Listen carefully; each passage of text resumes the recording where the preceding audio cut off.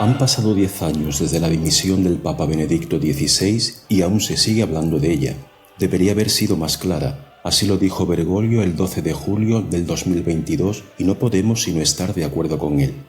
Efectivamente, ¿no os parece extraño que un hombre de la mansedumbre y la modestia de Joseph Ratzinger, a pesar de haber dimitido, haya permanecido en el Vaticano, vestido de blanco, para obstaculizar el terreno a su sucesor? ¿Y qué decir del hecho de que durante 9 años repitiera «solo hay un papa» sin explicar nunca cuál fuera de los dos? No se entiende tampoco cómo pudiera convertirse en papa emérito, ya que esta institución no existe jurídicamente, como pusieron de relieve desde el principio los canonistas más renombrados. Sin embargo, para llegar al fondo de este misterio, el Papa Ratzinger nos ha dejado algunas claves para entender la cuestión canónica. Leamos lo que escribe sobre su propia renuncia en Últimas Conversaciones, libro de entrevistas de Peter Sebald del 2016, un texto autorizado y aprobado por el Papa emérito. Ningún papa ha dimitido en 1000 años. El libro vuelve a reiterar el concepto hacia el final. Benedicto XVI fue el primer papa que dimitió después de 1000 años. El gran problema es que el último papa que abdicó fue Gregorio XII, en 1415, es decir, solo 598 años antes de Ratzinger, no 1000 años antes. Por consiguiente, para Benedicto la palabra dimisión indiscutiblemente no equivalía a abdicación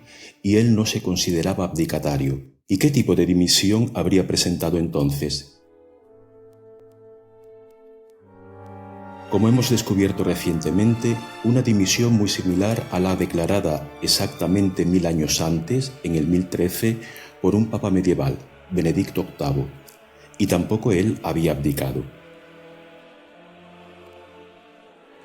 En un trabajo de investigación de 2 años y 7 meses de duración, desarrollado en más de 400 artículos y resumido en un bestseller, hemos reconstruido pacientemente el escenario completo. Paulo Flores Darcás, en El desafío oscurantista de Ratzinger del 2010, explica que Benedicto XVI era culpable de ser el guardián de los valores cristianos a los que se oponían los poderes globalistas. Por Batilix sabemos cómo ya desde el 2012 el clan Obama-Clinton estaba barajando la hipótesis de destituir al Papa Benedicto. Se había hecho necesaria su sustitución por un papa funcional a planes muy diferentes. El brazo operativo de esta maniobra era una facción de cardenales ultramontanos modernistas, la llamada Mafia de San Gallo, el grupo que, como admitirá cándidamente en el 2015 uno de sus miembros, el cardenal Daniels, patrocinaba a Bergoglio como futuro papa. En el 2016, Monseñor Ganswein citará un discurso de Ratzinger para describir a este grupo como el representante de una dictadura del relativismo que no reconoce nada como definitivo y deja como medida última solo su propio yo y sus deseos.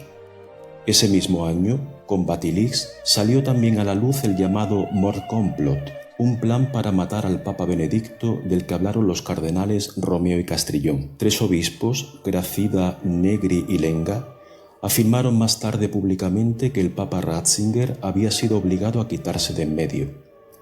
Así, en el 2013, presionado de forma insostenible para sus fuerzas para abdicar, Benedicto XVI decidió aplicar un ingenioso plan antiusurpación para la defensa de la Iglesia. El 11 de febrero, ante el consistorio de cardenales, de forma totalmente inesperada, pronunció un texto en latín de apenas 1700 caracteres que cambiarían la historia. En esta declaración, salpicada de algunos errores de latín y varias imperfecciones estilísticas inexplicables en un consumado latinista como Ratzinger, el Papa anunciaba que a partir de las 20 horas del 28 de febrero renunciaría a su ministerio, de modo que la sede de Roma quedase vacante. Esta fue al menos la traducción en italiano y en otras lenguas vernáculas que nos ha sido transmitida. En realidad, las cosas son muy diferentes y ello se debe precisamente al latín. Sobre la declaración se discute desde hace 10 años porque, entendida como abdicación, presenta 3 enormes problemas jurídicos. En primer lugar, el hecho de que la renuncia se aplazara 17 días. Pero la abdicación del Papa, al igual que su elección, es un acto jurídico puro y debe ser simultáneo, ya que es Dios quien concede o retira la investidura como sucesor de San Pedro, el llamado munus petrino. Y ciertamente, a Dios no se le pueden dar encargos a un determinado plazo. El segundo problema se refiere precisamente al munus. El canon 332, parágrafo 2 del Código de Derecho Canónico prevé que el Papa pueda abdicar, pero renunciando al munus petrino, es decir, al título concedido por Dios. En definitiva, debe renunciar a ser Papa. Benedicto XVI, en cambio, en la versión latina de su declaración, la única que tiene una autoridad indiscutible, declara que renuncia al ministerium, es decir, a ejercer como Papa, al ejercicio del poder que deriva del munus. Esta diferencia no se aprecia en italiano ni en otras lenguas porque tanto munus como ministerium se traducen con la misma palabra, ministerio. Sin embargo, renunciar a uno en vez de al otro puede tener consecuencias jurídicas devastadoras. Cualquier sinonimia entre munus y ministerium queda totalmente descartada, tanto porque en todo el derecho canónico el ministerium, objeto de renuncia, indica siempre y únicamente hacer, ejercer un cargo, como porque el Papa Benedicto especifica en la declaratio que ese ministerium le fue concedido per manus cardinalium, por los cardenales, que solo pueden conceder al Papa recién elegido la autoridad precisamente de ejercer como Papa, mientras que el munus lo concede Dios mismo en el momento de la elección. Por consiguiente, el Papa Benedicto, que para abdicar tenía que renunciar simultáneamente al munus, hizo exactamente lo contrario, renunció al ministerium en diferido. Una vez más tenemos la confirmación de que la declaratio no es un acto de abdicación. Por último, hay un tercer misterio que aclarar. El Papa no puede separar canónicamente el ministerium del munus. Sin embargo, esto ocurre de hecho en un solo caso: la sede totalmente impedida. La alternativa a la sede vacante cuando el Papa ni ha muerto ni ha abdicado, sino que está prisionero, confinado, exiliado. En este caso, el Papa conserva de hecho el munus, el ser Papa, pero es privado por la fuerza del ministerium, de la posibilidad de ejercer como Papa. En resumen, si el Papa pierde canónicamente el munus, existe la sede vacante. Si el Papa pierde forzadamente el ministerium, existe la sede totalmente impedida. Y he aquí que uniendo estos tres misteriosos elementos de la declaratio queda perfectamente claro lo que ha hecho el Papa Benedicto.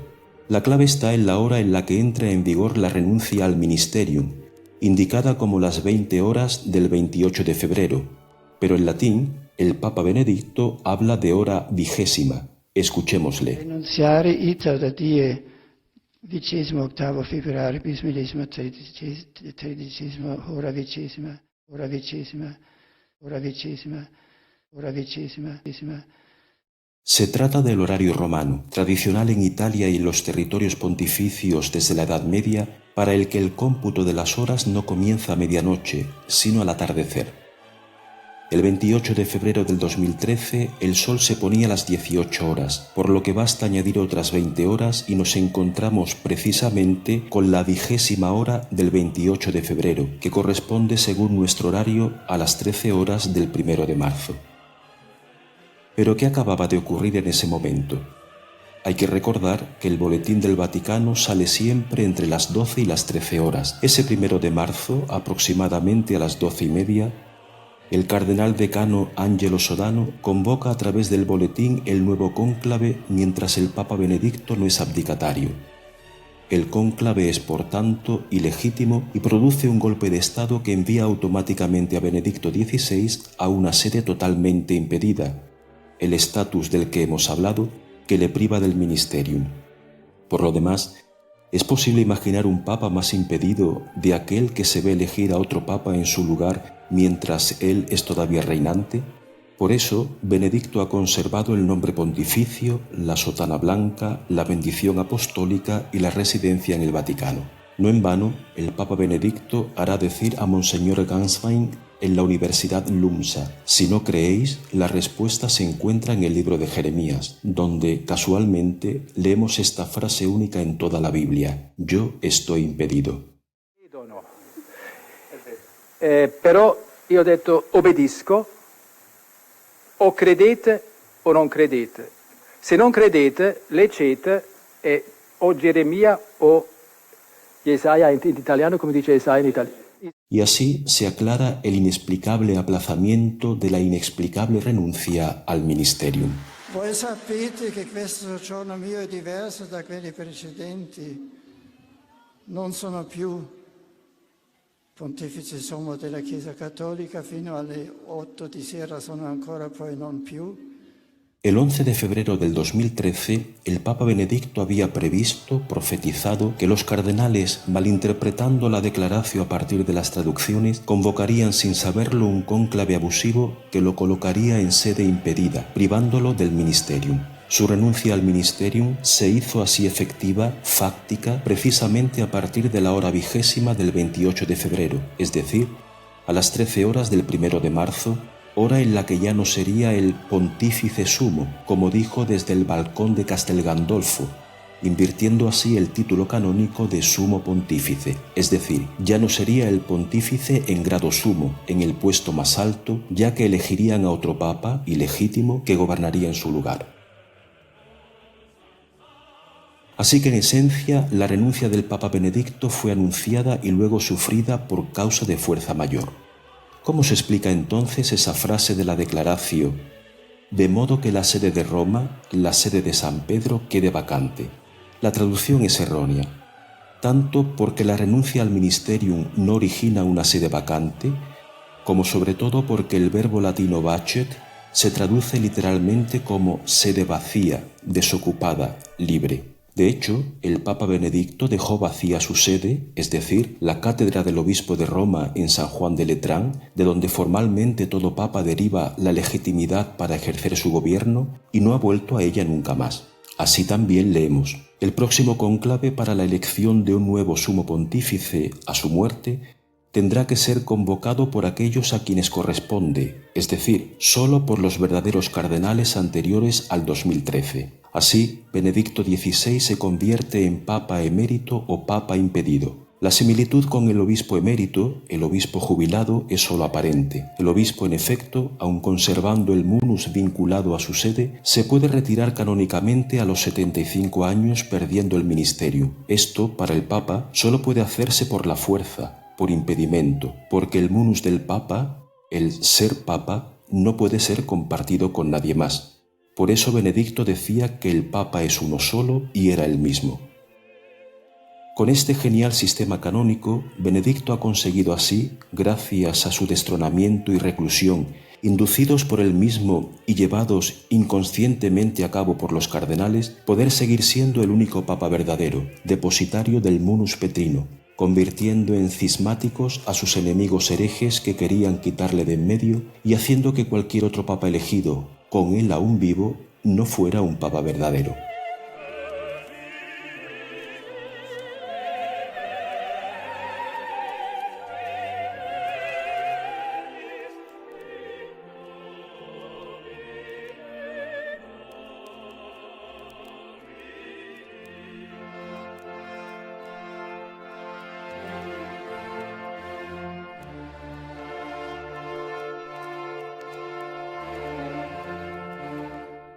El presunto Papa Francisco es por tanto un antipapa y como tal su pontificado deberá ser anulado. Esta es la realidad canónica.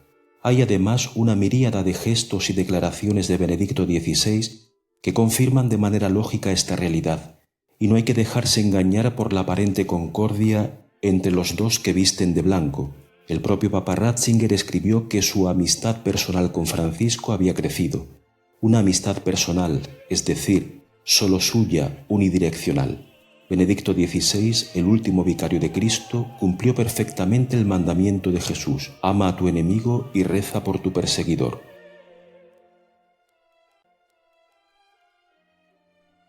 En todos estos años quiso separar a los creyentes de los no creyentes, como él mismo declaró al Herder Correspondence, que las ovejas tuvieran olfato para reconocer al verdadero pastor, renovando la propia fe y fortaleciendo el papado. Hoy el problema es comunicar a los cardenales cómo se ha desarrollado esta dimisión tan especial del Papa Benedicto, que ha llevado a la Iglesia a un estado de suspensión jurídica, de pontificado de excepción durante los últimos 10 años. En efecto, el Canon 335 prescribe: cuando la sede romana esté vacante o totalmente impedida, no se cambie nada en el gobierno de la Iglesia. Actualmente, nuestra investigación periodística está censurada por las redes sociales y por el mainstream. acosada y condenada al ostracismo, incluso por cierto mundo tradicionalista interesado en mantener el status quo. Pero el riesgo es enorme. Si el próximo cónclave incluye, aunque sea solo uno de los 81 cardenales inválidos nombrados por el antipapa Francisco, será elegido otro antipapa, de nuevo carente del munus y por tanto, desde la perspectiva de la fe, privado de la asistencia del Espíritu Santo. Esto significaría el fin de la Iglesia canónica visible, con la continuación de la línea de sucesión antipapal de Bergoglio.